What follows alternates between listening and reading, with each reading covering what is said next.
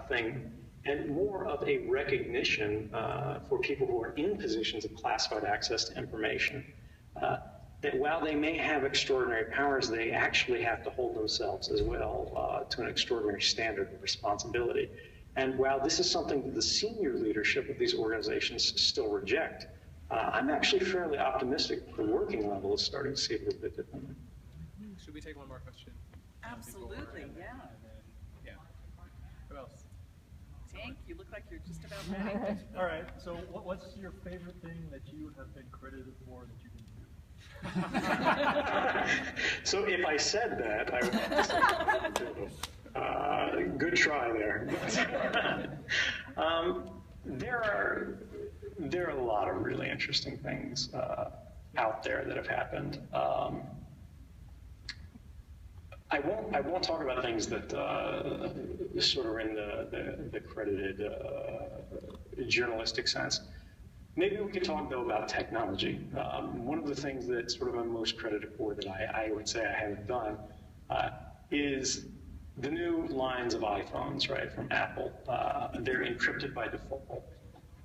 Now, this doesn't mean they're unbreakable. The FBI is really scaring people, saying that, you know, if somebody buys an iPhone and they're a criminal and they kidnap somebody, we're not going to be able to do anything about it.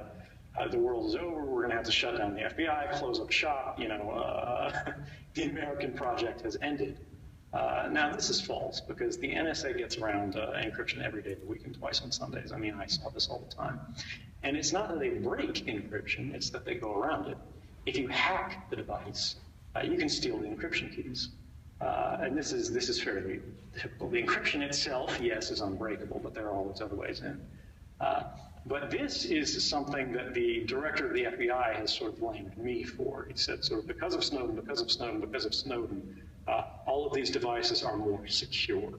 And he means that as a bad thing.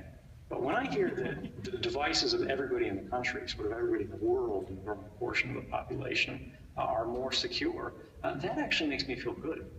Because encryption, particularly in the context of phones, prevents far more crimes than it would ever possibly enable. Even if you presume that sort of every murderer out there, you know, would get a pass, which of course they won't, because as I said, when you need to do it, you can get around encryption in key contexts. You just have to be a little more active in your traditional methods of investigation. You have to surveil the target, you have to watch where they're at, you have to seize the phone when it's on, and things like that.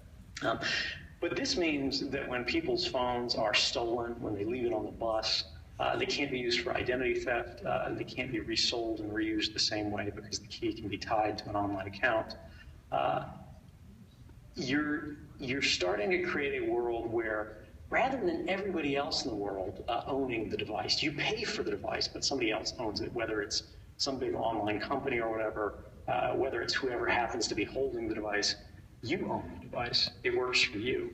And I think very much this idea of sort of self-determination of personal and collective community responsibility is something that we shouldn't have senior officials sort of campaigning against, but it's something that they should actually see as uniquely American, as indicative of the openness of our society, that we created these topics, that we allow these topics, and that together we can find ways not only to simply live with this, to accept this, but to actually push it further as an example for the world of how the relationship between the governing and the governed can work in a way that's not just safe, not just trusted, but is actually guaranteed by virtue of our rights and by virtue of the technologies that are used to enforce those rights.